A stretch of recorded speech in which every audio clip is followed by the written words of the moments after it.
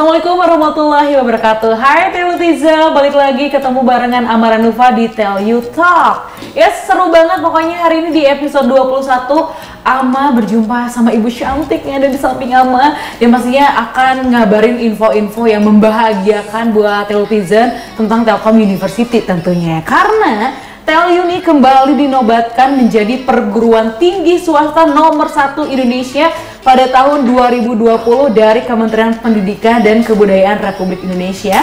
Dan TEL juga berhasil masuk ke dalam 9 perguruan tinggi terbaik di Indonesia versi World University Ranking, bersanding dengan 8 perguruan tinggi negeri dan juga menjadi yang terbaik pada indikator skor kutipan atau citation.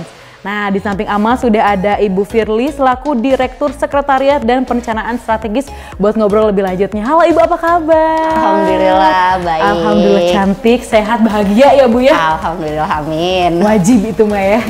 Dan udah 2 tahun Ibu ya Telkom University ini menjadi kampus terbaik perguruan tinggi swasta nomor 1 di Indonesia berturut-turut ya Bu ya, dari 2019 dan juga 2020 ini oleh Kemendikbud. Dan bagaimana nih Bu, kenapa TEL bisa meraih prestasi ini?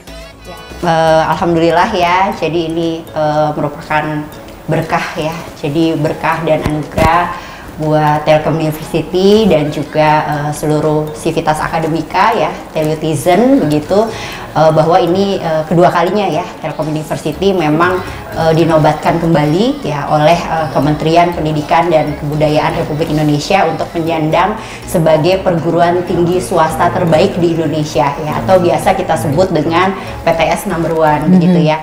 Nah, tentunya ini juga merupakan hasil kerja keras ya dan seluruh kontribusi dari seluruh sivitas akademika Telkom University yang memang kita selalu berfokus pada continuous improvement ya untuk meningkatkan kualitas perguruan tinggi di Telkom University yang kita cintai ini. Wow, luar biasa ya. Dan pada pemeringkatan ini Ibu, apa aja yang menjadi indikator dan juga fokus penilaiannya? Oke, jadi kalau dari indikator ya kita lihat ini ada 4 komponen besar ya. Jadi dari sisi input ya, kemudian proses, output, dan outcome. Nah, kalau dari sisi input sendiri ini lebih mengedepankan ya pada bagaimana sumber daya manusia dan mahasiswa ya. Kemudian kalau proses ini cenderung lebih mengedepankan kepada bagaimana capaian kinerja dari kelembagaan. Nah, selanjutnya itu adalah dari sisi output ya. Jadi output ini juga merupakan capaian jangka pendek dari perguruan tinggi.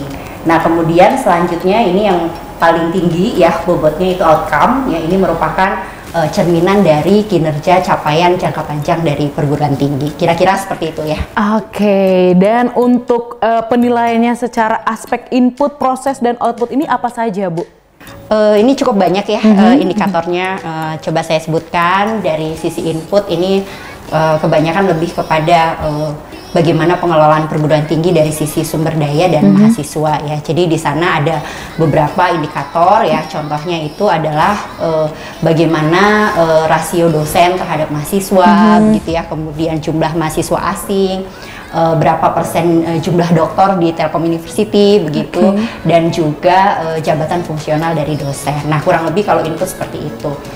Untuk indikator yang kedua yaitu proses ya. Jadi kalau indikator ini memang lebih mengukur ya capaian dari kinerja kelembagaan ya. Jadi indikatornya adalah akreditasi institusi, kemudian akreditasi program studi ya, ada juga kemampuan perguruan tinggi dalam penyelenggaraan pembelajaran daring, kemudian kerjasama perguruan tinggi, kelengkapan dari laporan PDDikti, dan jumlah program studi yang memang ini bekerja sama dengan top 100 world class university begitu. Dan kemudian di sini juga ada tambahan indikator-indikator baru yang memang baru ada di tahun 2020, yaitu adalah berkaitan dengan program Merdeka Belajar. Nah, kemudian dari sisi output ya, ini juga memegang peranan penting tentunya ya. Jadi di sana ada terkait dengan kinerja penelitian, kemudian kinerja kemahasiswaan ya. Jadi di mana prestasi-prestasi mahasiswa juga cukup berkontribusi ya. Jadi di pemeringkatan ini. Nah, kemudian juga ada jumlah artikel ilmiah yang memang terindeks ya per dosen, kemudian juga ada jumlah prodi yang memang tersertifikasi atau terakreditasi internasional. Nah, ini juga tentunya Telkom University memang mendorong ya, jadi prodi-prodinya untuk bersertifikasi dan terakreditasi internasional. Nah, untuk indikator yang terakhir ya ini terkait dengan outcome, ya ini bobotnya paling tinggi, yaitu mencangkup terkait dengan kinerja inovasi, ya kemudian juga jumlah citasi per dosen, ya jumlah paten per dosen, kemudian kinerja pengabdian masyarakat, dan juga bagaimana lulusan kita diserap oleh industri begitu ya. Jadi alhamdulillah kalau di Telkom University ini memang lulusannya cepat bekerja begitu kira-kira. Nah mungkin secara overall seperti itu terkait dengan pemeringkatan di tahun 2020 ini. Oke, dan berdasarkan indikator penilaian tersebut kan tadi secara outcome ya Bu ya, kalau nggak salah indikator yang menjadi keunggulan Telkom University ya. Itu jadi, kenapa bisa Bu? Jadi sebetulnya dari semua ini memang Telkom University paling unggulnya di outcome ya. Jadi memang ini juga sejalan ya dengan visi dan misi TELU ya untuk mengarah ke research dan entrepreneurial university. Nah di sana mengedepankan terkait dengan kinerja inovasi ya, di mana sebetulnya kinerja ini merupakan penghargaan ya dari Kemdikbud, itu Telkom University menerima ya. Jadi ada yang disebut dengan anugerah Widya Padi. Nah ini juga memang Telkom University diberikan penghargaan ini selama 2 tahun juga berturut-turut ya. Jadi ini berkaitan dengan perguruan tinggi dengan kinerja inovasi terbaik. Nah, ini cukup luar biasa ya. Termasuk juga di sana ada berkaitan dengan kinerja pengabdian masyarakat yang memang sekarang kita sudah masuk ke kategori baik ya. Nah, tadi saya udah sampaikan juga ya, salah satunya adalah yang berkaitan dengan serapan lulusan kita ya. Jadi mudah-mudahan ini menjadi keunggulan TELU ke depannya. Amin, amin, amin. Wow, luar biasa ya. Jadi kinerja di lapangannya ini TELU memang terbaik ya Bu ya, seperti itu ya. Dan selain mendapatkan predikat sebagai PTS nomor 1 dari Kemdikbud nih ya, katanya TELU juga berhasil masuk dalam jajaran perguruan tinggi terbaik dunia dari Times Higher Education World University Ranking. Nah, untuk memberi insight kepada telutizen ya Bu ya, mungkin boleh dijelaskan juga terlebih dahulu tentang World University Ranking ini seperti apa Bu? Ya, alhamdulillah juga ya, jadi nggak kiprah di internasional saja begitu ya. Jadi kita sudah mulai masuk juga ke ranah internasional, go internasional, go global begitu ya. Nah, jadi ini ada salah satu pemeringkatan dunia ya, memang untuk melis ya perguruan-perguruan tinggi yang memang bertaraf world class university. Nah, alhamdulillah Telkom University tahun ini sudah masuk ke sana ya. Dan kalau jika dilihat dari overall indikator begitu ya, sebetulnya kita sudah ada di peringkat yang nomor 8 begitu. Wow, terbaik ya Bu ya. Dan ada berapa banyak perguruan tinggi yang masuk dalam pemeringkatan WUR ini Bu? Dan dari negara mana saja kalau boleh tahu? Nah, sebetulnya pemeringkatan ini juga memang sudah listing dari 2004 ya Mbak ya. Jadi ini cukup banyak diikuti dari berbagai universitas ya. Ini kurang lebih sih lebih dari 1.500 ya university.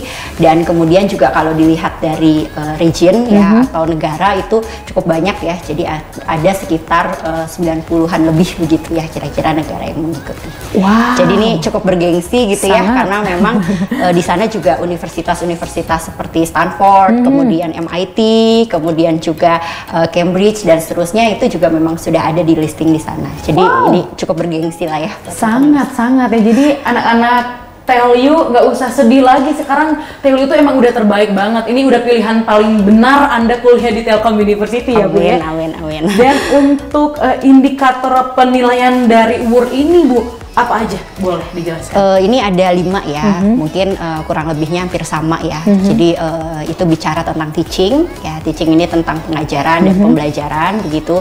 Kemudian yang kedua itu terkait dengan riset ya. Setelah itu ada juga tentang knowledge transfer dan kemudian adalah international outlook dan juga salah satunya adalah citasi. Ya. Oke. Dan katanya emang unggul juga di indikator penilaian kutipan dan citasi ya Bu ya. Betul. Dan langkah apa saja nih yang sudah dilakukan Telkom University bisa akhirnya menjadi yang terbaik pada indikator penilaian ini Bu? Oke, sebetulnya ya ini berkat kerja keras ya, jadi seluruh sivitas ya mengarah ke sana. Jadi indikator citasi ini sebetulnya TELU itu nomor 1 ya. Jadi di Indonesia number 1 ya, kita pertama kali. Ya. Tepuk tangan dulu boleh Bu? Boleh. Jadi pertama ya, jadi di Indonesia. Di Indonesia. Jadi ini juga merupakan suatu kebanggaan ya buat seluruh Civitas begitu. Nah, ini apa sih yang sebetulnya sudah kita lakukan ya? Sebetulnya yang kita lakukan kalau Citasi ini kan lebih kepada hasil dari penelitiannya. Jadi harapannya ya dengan adanya peningkatan jumlah publikasi yang tinggi, artinya citasinya juga akan makin tinggi. Nah, ketika citasinya makin tinggi, artinya sebetulnya itu merupakan cerminan ya buat Telkom University bahwa riset-riset atau inovasi-inovasi yang dihasilkan gitu itu sangat bermanfaat di dunia global begitu.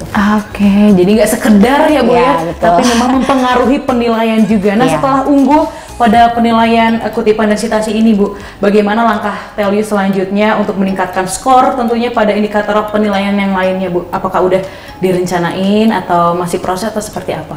Oke, sebetulnya kalau dari sisi improvement ya, jadi selalu ada ruang yang cukup ya untuk improvement. Jadi artinya walaupun kita memang sudah terbaik ya, tapi tentunya ya ada celah-celah gitu ya untuk terus kita bisa melakukan improvement ke depan. Tentunya kita mempunyai rencana strategis ya dalam 5 tahun ke depan begitu ya. Jadi bagaimana kita bisa meningkatkan semua indikator tadi ya. Jadi bukan hanya di nasional saja, tapi tentunya juga di internasional. Gitu. Oke, mempertahankan itu yang cukup sulit ya Bu ya. Sekarang berlomba-lomba terus menuju tingkat terus atas. Meningkatkan kualitas lah ya. Nah, itu dia, mempertahankannya juga perlu perjuangan ya. Dan kalau dampak yang ditimbulkan secara langsung nih Bu oleh kedua prestasi ini kepada shareholder dan juga stakeholdernya itu seperti apa? Dan apakah ada peningkatan jumlah pendaftar mahasiswa, dosen juga, atau bagaimana Bu? Oke, sebetulnya kalau prestasi ya atau pemeringkatan itu sebetulnya bukan tujuan akhir ya Mbak. Jadi ini sebetulnya cerminan kita ya untuk kita bercermin dan terus melakukan evaluasi diri gitu ya. Apa yang hal-hal yang memang harus diperbaiki dari institusi ini. Tapi sebetulnya tujuan akhirnya ya harapan kami sebetulnya bisa memberikan manfaat gitu ya kepada semua stakeholder yang kita punya gitu. Jadi harapannya apa yang kita peroleh prestasi ini juga bisa meningkatkan berbagai kepercayaan nih dari stakeholder ya.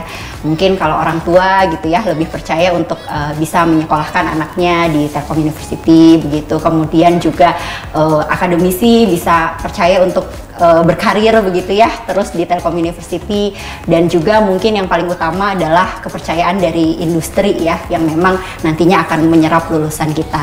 Ya tentunya apa yang kita lakukan prestasi ini ya Telyu akan terus berusaha untuk lebih baik untuk melayani stakeholder begitu. Yes, itu luar biasa ya Bu ya. Karena harapan tentunya, ya. Nah, betul sekali karena tentunya untuk kemaslahatan bersama gitu ya Bu ya. Jadi buat Telutizen yang ada di luar sana, ini maba-maba juga selamat datang ya. Kamu memang sudah terbaik dan sekarang sudah ada di kampus terbaik. Prestasinya harus lebih baik juga mungkin dari teman-teman. Luar biasa pokoknya ya, udah paling tempat terbaik, orangnya terbaik juga, jadi udah segalanya yang terbaik. Ibu terima kasih banyak untuk waktunya. Nanti benar-benar kita bisa sharing-sharing lagi ya Bu ya. Di acara selanjutnya gitu ya Bu ya. Sampai bertemu lagi Ibu, sehat bahagia selalu pokoknya buat Ibu Firly juga. Dan itu dia obrolan kita bersama Ibu Firly. Buat Telutizen jangan lupa terus nonton Telyu Talk tentunya di YouTube-nya kita, jangan lupa untuk follow Instagram-nya kita @telkomuniversity. Jangan lupa subscribe, like, komen juga boleh banget ya.